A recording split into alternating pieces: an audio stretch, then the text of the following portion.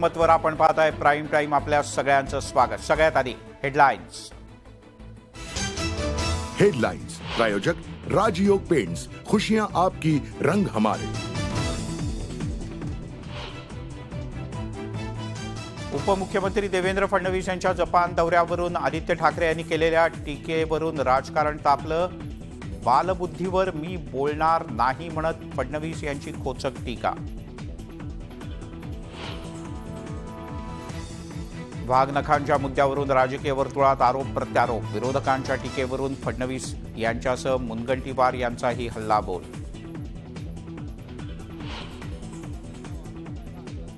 वाघनखांच्या बद्दल प्रत्यक्षात मला माहिती नाही, त्यावरून वाद निर्माण करावा असं मला वाटत नाही. वाघनखाच्या मुद्द्यावरून रंगलेल्या राजकारणावर शरद पवार यांची प्रतिक्रिया.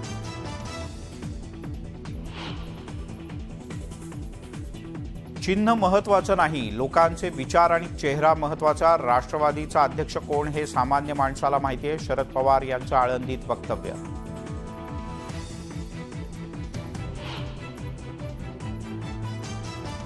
रक्षा खडसे यांच्या जागेवर गिरीश महाजन यांना लोकसभेसाठी तिकीट मिळणार असल्याची जोरदार चर्चा. मात्र या संदर्भात काहीही माहिती नसल्याचं म्हणत महाजन यांनी चर्चा फेटाळल्या.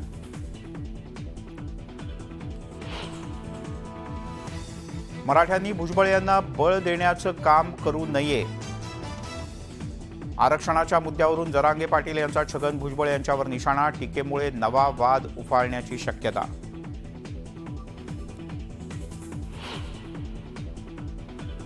आनंद आणि उत्साहाची किंमत मोजतोय, आपलं कुठेतरी चुकतोय. सणांमधल्या डीजेच्या आवाजावरून राज ठाकरे यांच्याकडून चिंता व्यक्त.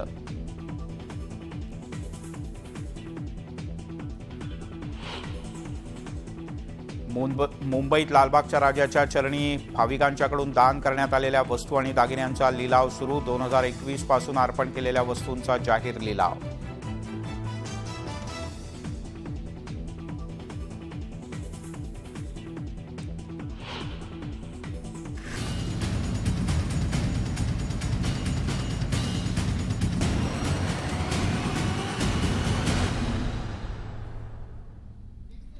आणि आता बातम्या पाहूयात सविस्तर. उत्सवाची आणि आनंदाची किंमत मोजावी लागतेय, आपलं कुठेतरी चुकतंय असं म्हटलंय महाराष्ट्र नवनिर्माण सेनेचे अध्यक्ष राज ठाकरे यांनी. सणांमध्ये डीजे आणि डॉल्बीचा दणदणाट याबद्दल त्यांनी पोस्ट केले. मतांच्या राजकारणाच्या पलीकडे जाऊन काही गोष्टींवर विचार आणि कृती करायला हवी असं मतही राज ठाकरे यांनी मांडलंय. उत्सव आनंद साजरा व्हायलाच पाहिजे, मात्र माफक प्रमाणात असंही राज ठाकरे यांनी म्हटलंय. डीजेच्या आवाजाचा अनेकांना त्रास होतोय, त्याचा परिणामही अनेकांवर दिसतोय. आपलं कुठेतरी चुकतंय आणि त्याचा विचार करायला लावणाऱ्या गोष्टी घडत असल्याचंही राज ठाकरे यांनी नमूद केलंय.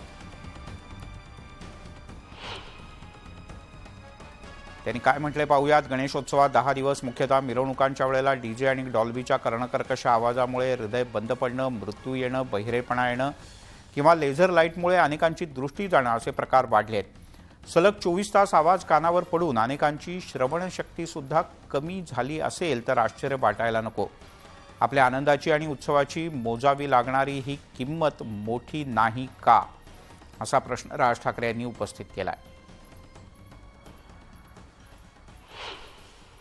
डीजे असेल किंवा स्पीकर असतील याची काही नियमावली आहे, त्या नियमावलीचं पालन केलं गेलं पाहिजे.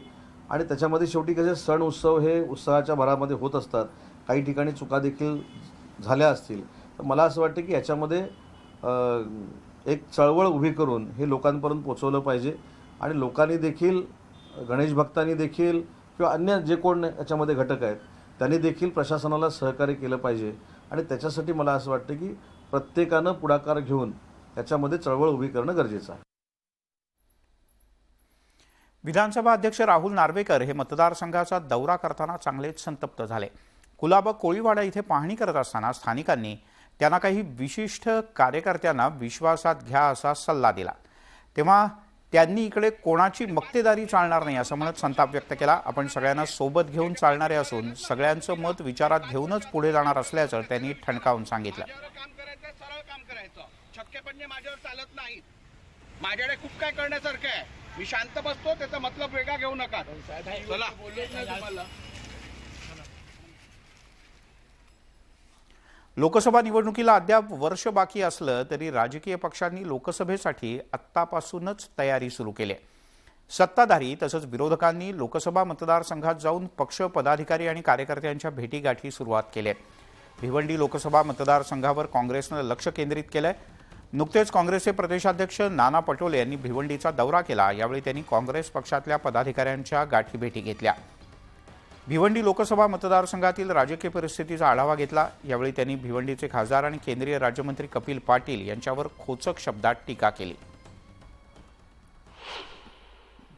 हे तर राज्यमंत्री आहे, फाईल येते की नाही मला माहिती नाही, कारण का मी पण थोड्या दिवसाचा अनुभव आहे. PMOमधूनच सगळं चालते. नावाचे मंत्री केंद्रामध्ये आहेत अशा पद्धतीचा म्हणजे आरोप नाही आहे, वास्तविकता आहे. पहिली मंत्रिपरिषदेची जी बैठक झाली त्या बैठकीमध्ये कॅबिनेट मंत्र्यांना अशा सूचना दिल्या की सगळ्या फाईल या राज्यमंत्र्यांकडनं आल्या पाहिजेत आणि त्या येतात. आमची चिंता करण्याचं त्यांना कारण नाही. मोदीजीच्या नेतृत्वाखाली भारताचा विकास हा अतिशय गौरवशाली विकास सुरू आहे. उपमुख्यमंत्री देवेंद्र फडणवीस यांच्या जपान दौऱ्यावरून आदित्य ठाकरे यांनी काही प्रश्न उपस्थित केले. यामुळे राजकारण तापलं. भाजप नेत्यांनी आदित्य ठाकरे यांच्यावर जोरदार पलटवार केलाय, तर आदित्य ठाकरे यांनी भाजपला डिवचलाय.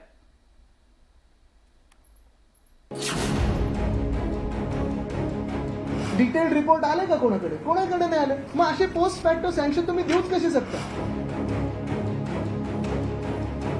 मी बालबुद्धीला उत्तर देत नाही. माझ्या नावात बाळ लावलं याचा मला अभिमान आहे, कारण माझ्या आजोबांचं नाव पण बाळच होतं. तर ते रक्तात आहे आणि त्यांनी किती हलवून ठेवलं त्यांना ते दिसतं. सांग सांग भोलानाथ पाऊस पडेल का अशी म्हणण्याची ज्यावेळेला बालबुद्धी आणि वय असतं त्या व्यक्तींनी राजकारणावर आणि सरकारला प्रश्न केले की त्यानंतर जे होतं ते आदित्यजी तुमचा हात झालेला आहे. आदित्य ठाकरे आणि भाजप नेत्यांमध्ये हे शाब्दिक युद्ध रंगलंय. दोन्ही नेत्यांकडून एकमेकांवर शेलक्या शब्दात टीका केली जातेय. उपमुख्यमंत्री देवेंद्र फडणवीसांच्या नियोजित जपान दौऱ्यावर आदित्य ठाकरेंनी सवाल उपस्थित केला होता. फडणवीसांच्या जपान दौऱ्याचा उद्देश काय आणि त्यातून किती गुंतवणूक राज्यात येणार आहे असा सवाल आदित्य ठाकरेंनी केला होता. आदित्य ठाकरेंची ही टीका भाजप नेत्यांच्या चांगलीच जिव्हारी लागली आहे.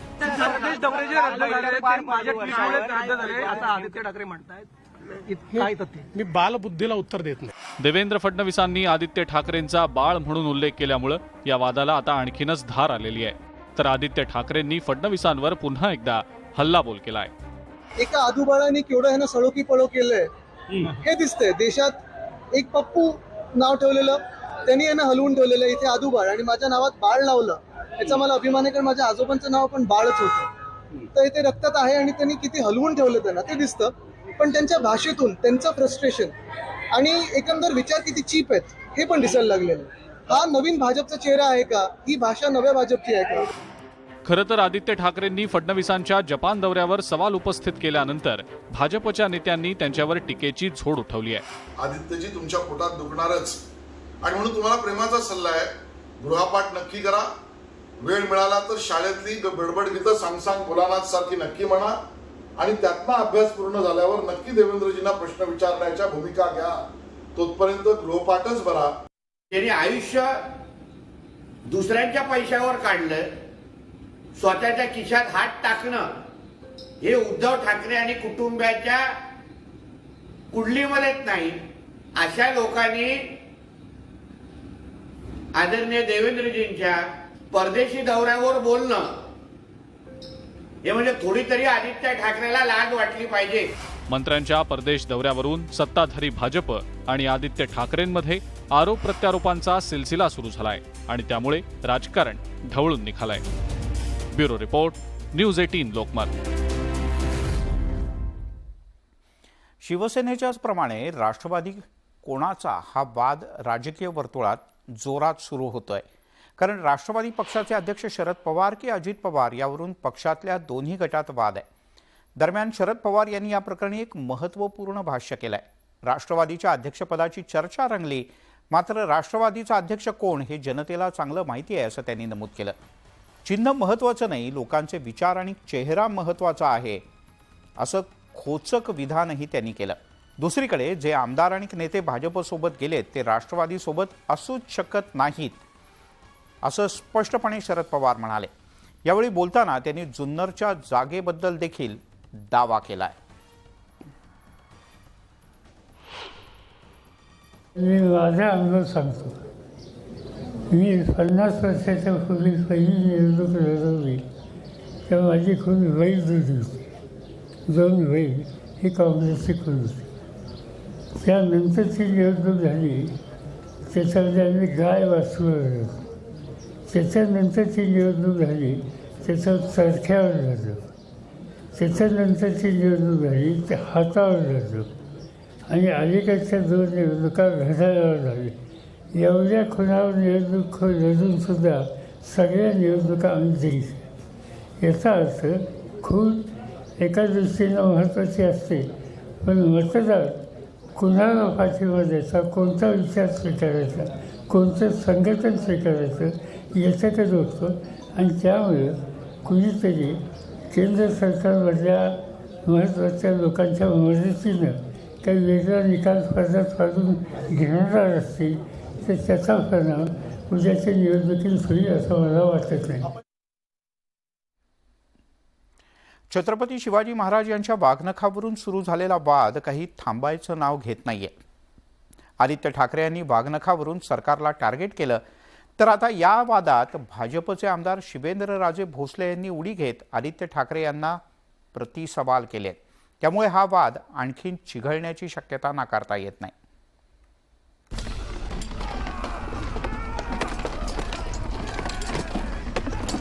छत्रपती शिवाजी महाराजांच्या वाघनखांवरून सुरू झालेला राजकीय वाद आणखी चिघळण्याची शक्यता आहे. कारण या वादात आता शिवेंद्रराजे भोसले यांनी उडी घेतली आहे. खरं तर राज्य सरकार लवकरच लंडनमधून वाघनखं घेऊन येणार आहे. मात्र ते भारतात आणण्यापूर्वीच राजकीय वादाला तोंड फुटलंय.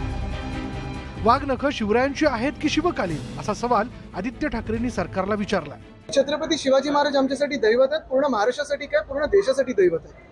आणि अशी जेव्हा एखादी वस्तू आपल्या महाराष्ट्रात येत असते, वाघनख असतील किंवा कुठची शिवरायांची वस्तू येत असेल, ती वस्तू इथे आल्यानंतर त्याचं मंदिर व्हावं आणि मंदिरात त्याचं जतन व्हावं ही सर्वांची इच्छा आहे. पण त्याच आधारे जनतेच्या भावनेशी खेळू नये हा एक महत्त्वाचा विषय. आणि म्हणून जे काय ते स्पष्ट लोकांसमोर यावं आणि खरी गोष्ट यावी हीच आमची भूमिका आहे.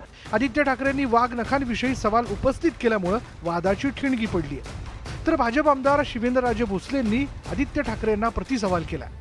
जी वाघनख लंडनला होती ती आज भारतात येतात आणि मुद्दामून या विषयावर प्रश्नचिन्ह निर्माण करण्याचं काम हे विरोधकांकडनं चाललंय. उलट माझं मत असं आहे की ते म्हणतात की खरी आहेत का सिद्ध करा.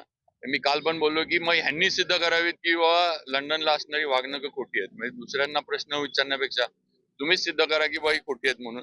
शिवरायांच्या वाघनखांवरून आदित्य ठाकरे विरुद्ध सत्ताधारी भाजप असा राजकीय सामना रंगला. दरम्यान या वादावर शरद पवारांनी दोन्ही बाजूच्या नेत्यांना हा सल्ला दिलाय. सावंत हे मराठी भाषेचे इतिहासाच्या संबंधीचे एक जाणकार आहे. त्याचं काहीतरी वेगळं मत असलं तर मी क्लिअर पाहिजे, पण प्रत्यक्ष मला त्याची काही माहिती नाही आणि त्याचा वाद निर्माण करावा असं मला वाटत नाही. 16 नोव्हेंबरला लंडनच्या संग्रहालयातून वाघनखं भारतात आणली जाणार आहे. पुढची 3 वर्ष राज्यातील विविध संग्रहालयांमध्ये ती वाघनखं शिवप्रेमींना याची देही याची डोळा पाहता येणार आहे. मात्र वाघनखं भारतात येण्यापूर्वी सत्ताधारी आणि विरोधकांमध्ये वादाचे ओरखडे उमटल्याचं चित्र आहे. Bureau report, news 18 Lokmat. Manoj Jarange Patil यांनी छगन भुजबळ यांच्यावर थेट निशाणा साधला. मराठ्यांनी छगन भुजबळ यांना बळ देण्याचं काम करू नये असं म्हणत त्यांनी भुजबळ यांच्यावर टीकास्त्र सोडलं.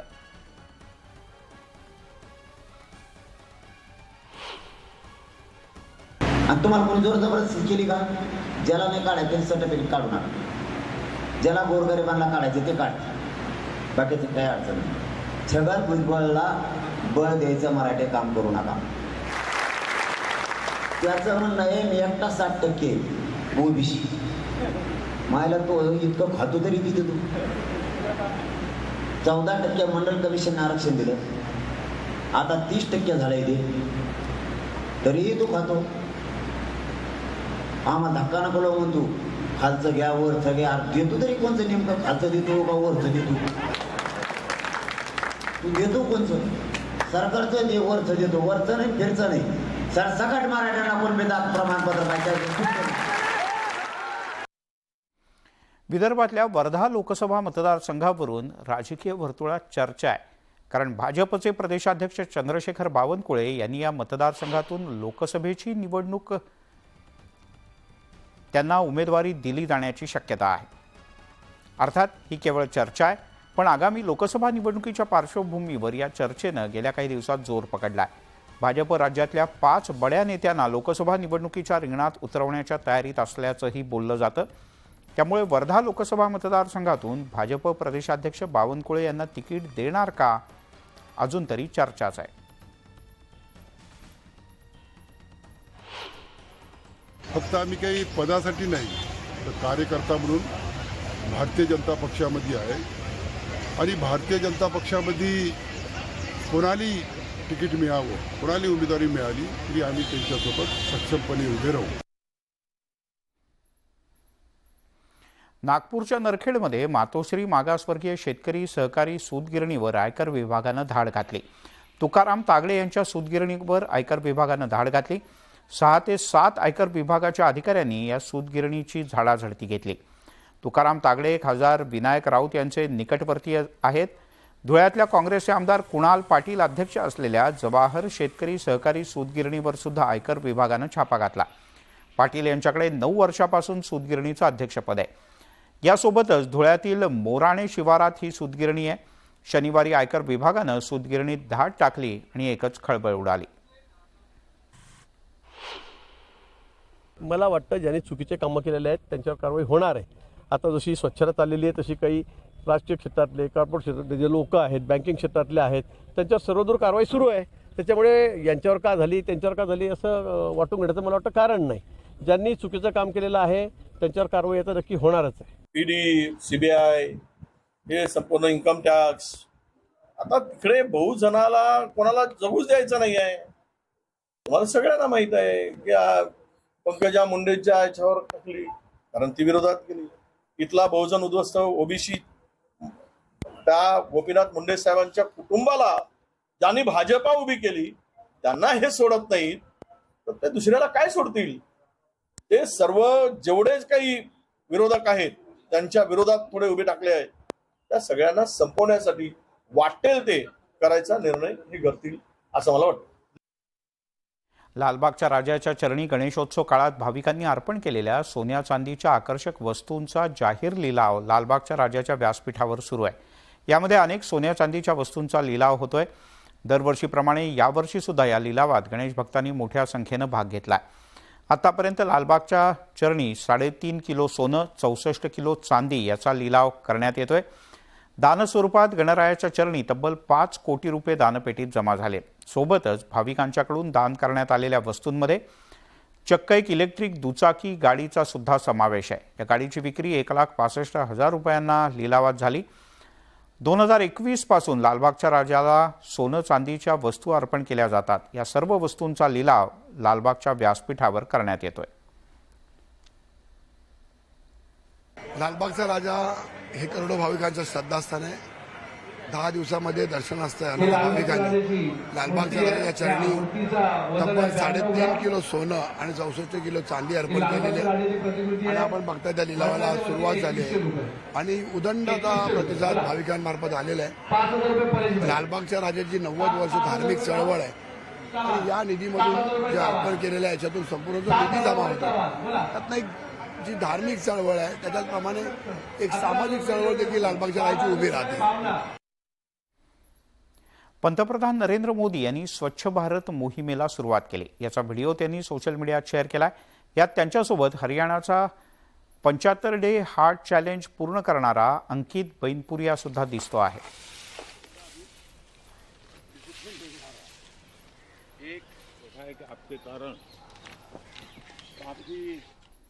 स्वच्छता हीच सेवा या अभियानाच्या अंतर्गत देशभरात स्वच्छता अभियान राबवण्यात आलं.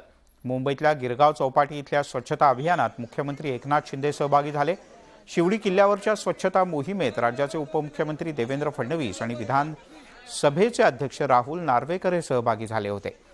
उपमुख्यमंत्री अजित पवार यांनी बारामती इथल्या सफाई अभियानात सहभाग घेतला. सकाळी 10 ते 11 या वेळेत हे स्वच्छता अभियान राबवण्यात आलं. मुंबईतल्या 178 ठिकाणी श्रमदानातून हा उपक्रम राबवला गेला. गुजरातमधल्या अहमदाबाद इथल्या स्वच्छता अभियानात केंद्रीय गृहमंत्री अमित शहा सहभागी झाले होते.